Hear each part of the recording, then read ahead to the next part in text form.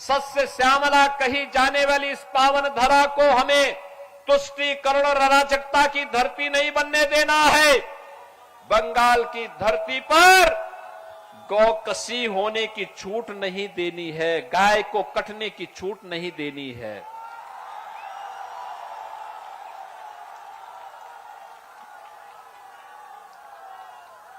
ये तमलुक की धरती पर इस प्रकार की अराजकता को जन्म नहीं देने देना है। लैंड जिहाद और लव जिहाद की घटना को हर हाल में रोकने के लिए आज बंगाल के नौजवानों को रोजगार देने के लिए, बंगाल की हर बेटी और हर बहन को सुरक्षा प्रदान करने के लिए, बंगाल के हर व्यापारी को सुरक्षा देने के लिए आज बंगाल की समृद्धि के लिए डबल इंजन की सरकार चाहिए और मोदी जी के नेतृत्व में यह डबल इंजन की सरकार बंगाल के अंदर बने, इसका आह्वान करने के लिए मैं आया हूं। बहनों और भाइयों, जिस प्रकार की अराजकता, जिस प्रकार की गुंडागिर्दी, जिस प्रकार की लूट खसोट, जिस प्रकार की तुष्टीकरण, जिस प्रकार के दंगे आज बंगाल में हो रहे हैं, यही दंगे, यही अराजकता, यही गुंडागिर्दी 2017 के पहले उत्तर प्रदेश की धरती पे भी होते थे, इससे ज्यादा होते थे। वहां हर तीसरे दिन एक दंगा होता था, पर्व और त्योहार के पहले उपद्रव शुरू हो जाता था।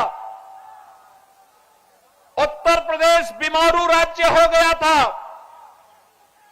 उत्तर प्रदेश में अराजकता चरम पर थी। कोई पुरसा हाल नहीं था, न बेटी सुरक्षित थी, न व्यापारी सुरक्षित था। उद्योग धंधे वहां भी बंद हो रहे थे, प्लान हो रहा था। और 2017 में प्रधानमंत्री मोदी जी के आह्वान पर उत्तर प्रदेश की जनता ने उत्तर प्रदेश के अंदर सरकार बनाई। डबल इंजन की भाजपा की सरकार आई। आज उत्तर प्रदेश में नो कर्फ्यू, नो दंगा, उत्तर प्रदेश में है सब चंगा। उत्तर प्रदेश की धरती, आज उत्तर प्रदेश में दंगा नहीं होता, सड़कों पे नमाजें नहीं पढ़ी जाती हैं, मस्जिदों से चिल्लाने की आवाज नहीं आती है, लव जिहाद की घटना के लिए एक सख्त कानून बनाया गया है। लैंड जिहाद की घटना नहीं घटित हो सकती है, गौ हत्या नहीं हो सकती है, हर बेटी भी सुरक्षित है, हर व्यापारी भी सुरक्षित है, हर हाथ को काम है, हर खेत को पानी है, हर बहन और हर माता को स्वावलंबन के साथ आगे बढ़ने के लिए वहां पर डबल इंजन सरकार नई नई योजनाएं चला रही है। और उत्तर प्रदेश की प्रगति को देखना है। 500 वर्ष पहले श्री राम जन्मभूमि पर भगवान राम का मंदिर मुगल काल में तोड़ा गया था। डबल इंजन की सरकार आई, भगवान राम का भव्य राम मंदिर का निर्माण भी अब अयोध्या में हो गया। कोई नहीं रोक पाया, न कांग्रेस, न टीएमसी, न समाजवादी पार्टी, न डीएमके, ये कोई नहीं रोक पाया, न आरजेडी रोक पाई। डबल इंजन की सरकार की स्पीड इतनी थी कि अयोध्या में भव्य राम मंदिर का निर्माण हो गया, दुनिया का सबसे भव्य मंदिर का निर्माण हो गया।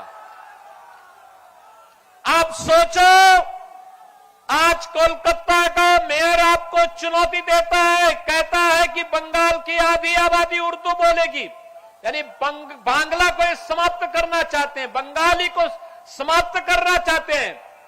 ये इनकी टीएमसी की साजिश को सफल नहीं होने देना है। उनको बोलो बोली जाएगी। उनको बोलो उर्दू जहां बोली जाती वहां जाओ, बंगाल में बंगला ही बोली जाएगी। यहां की कला और संस्कृति के साथ, यहां के अध्यात्म के साथ, यहां की बहन और बेटियों के साथ, यहां के नौजवानों के रोजगार के साथ जो भी खिलवाड़ करेगा, उत्तर प्रदेश का बुलडोजर उसको ठीक ढंग से जवाब दे देगा। यूपी का बुलडोजर केवल वह सड़क ही नहीं बनाता है, माफिया का भी इलाज करता है। और ये बुलडोजर वहीं चल सकता है जहां डबल इंजन की स्पीड हो। डबल इंजन की स्पीड हो, वहीं पर ये चल सकता है और उसी में चलाने की सामर्थ्य भी होगी। आज आप देखते होंगे उत्तर प्रदेश में बेटी भी सुरक्षित है, बहन भी सुरक्षित है, व्यापारी भी सुरक्षित है। पहचान का संकट नौजवान के सामने नहीं। बहनों और भाइयों, ये जो नौजवान है इसको रोजगार चाहिए। अन्नदाता किसान को उसकी उपज का अच्छा दाम चाहिए। हर खेत को पानी चाहिए। बंगाल की संस्कृति को सम्मान चाहिए। ये सम्मान चाहिए। मां काली का आशीर्वाद तभी प्राप्त होगा जब हम अपनी संस्कृति की रक्षा करेंगे। जब हम संस्कृति की रक्षा करेंगे तभी आशीर्वाद प्राप्त होगा। और इसीलिए तो स्वामी विवेकानंद ने कहा था कि गर्व से कहो हम हिंदू हैं। याद करिए, उन्होंने वैश्विक मंच पर कहा था, पूरे भारतवासियों का आह्वान किया था। आज बंगाल की डेमोग्राफी को चेंज किया जा रहा है। किस प्रकार की स्थितियां बंगाल में पैदा की जा रही है।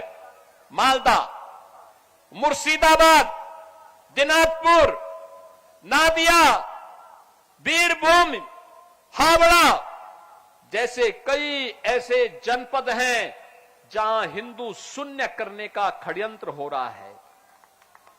हिंदुओं को पूरी तरह समाप्त करने की साजिश हो रही है और वहां पर बार बार हमले होते हैं। हम दुर्गा पूजा नहीं कर सकते, वहां पर कोई पर्व और त्योहार के पहले कर्फ्यू लग जाता है। यहां की सरकार को, टीएमसी सरकार, रामनवमी के अवसर पर निकलने वाली शोभा यात्राओं को रोकने का काम करती है। बहनों और भाइयों, टीएमसी समर्थित सिंडिकेट आज बांग्लादेशी घुसपैठियों को बंगाल के अंदर घुसेड़ करके आपकी डेमोग्राफी को बदलने का काम कर रहे हैं। आपके हक पर डकैती डलवाने का काम कर रहे हैं। टीएमसी नाम ही आज यहां पर तुष्टीकरण, माफिया राज और कठमनी का प्रतीक बन गया है। यानी टीएमसी का मतलब टी तुष्टीकरण, एम माफिया राज और सी कठमनी। याद रखना, हमें ऐसी सरकार नहीं चाहिए जो तुष्टीकरण करे। हमें तो संतुष्टीकरण वाली सरकार चाहिए। और वो मोदी जी का मंत्र है सबका साथ और सबका विकास। हमें माफिया राज वाली सरकार नहीं चाहिए, माफिया को रौंदने वाली सरकार चाहिए। माफिया को बुलडोजर से रौंदने वाली सरकार चाहिए और वह केवल डबल इंजन की भाजपा सरकार दे सकती है। हमें कठमनी वाली सरकार नहीं चाहिए। हमें तो इन नौजवानों के हाथों को कार्य देने वाली सरकार चाहिए। इन बहनों के लिए कार्य देने वाली सरकार चाहिए। बंगाल की संस्कृति को सम्मान देने वाली सरकार चाहिए। याद करिए, बांग्लादेश में हिंदुओं का कत्लेआम हुआ, ममता दीदी मौन रही। उनको भय था, वो बोली कि तो उनका वोट बैंक खिसक जाएगा, उनका वोट बैंक खिसक जाएगा। हमने विरोध किया, हमने विरोध किया। ये हिंदुओं पर अत्याचार स्वीकार्य नहीं, मुंहतोड़ जवाब देंगे। और बहनों और भाइयों, कांग्रेस भी मौन थी, वामपंथी दल भी मौन था, ममता दीदी भी मौन थी। इनको लगता था जैसे वहां कुछ हो ही नहीं रहा है। हमें इस प्रकार की तुष्टीकरण की पोषक सरकार नहीं चाहिए जो हमारे अस्तित्व के साथ खिलवाड़ करे, अराजकता को बढ़ावा दे। कहीं भी कोई ऐसी स्थिति नहीं होने देनी है। याद करिए, बंगाल की जो 570 किलोमीटर की लैंड जिसकी फेंसिंग होनी है, टीएमसी की सरकार फेंसिंग नहीं होने देना चाहती, क्योंकि वे घुसपैठी सिंडिकेट को बंगाल के अंदर घुसपैठ करवा करके यहां की डेमोग्राफी को अपने वोट बैंक के लिए उन्हें इस्तेमाल करना चाहते हैं। कहने के लिए तो टीएमसी नारा देती है मां माटी और मानुष की, लेकिन मां करा रही है माटी घुसपैठियों के कब्जे में जा रही है और मानुष यहां का भयभीत है और सहाय जैसा दिखता है।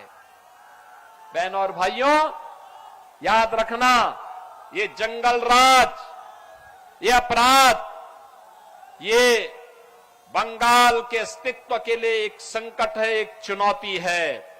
हमें कभी देश को दिशा देने वाले बंगाल की इस पावन धरा का आह्वान करने के लिए मैं आया हूं। मैं आप सबका आह्वान करने के लिए आया हूं। बंगाल भारत की कल्चरल कैपिटल के रूप में जानी जाती थी। कल्चरल कैपिटल ऑफ इंडिया मानी जाता था बंगाल। भारत को एक नई दिशा देने वाला माना जाता था बंगाल।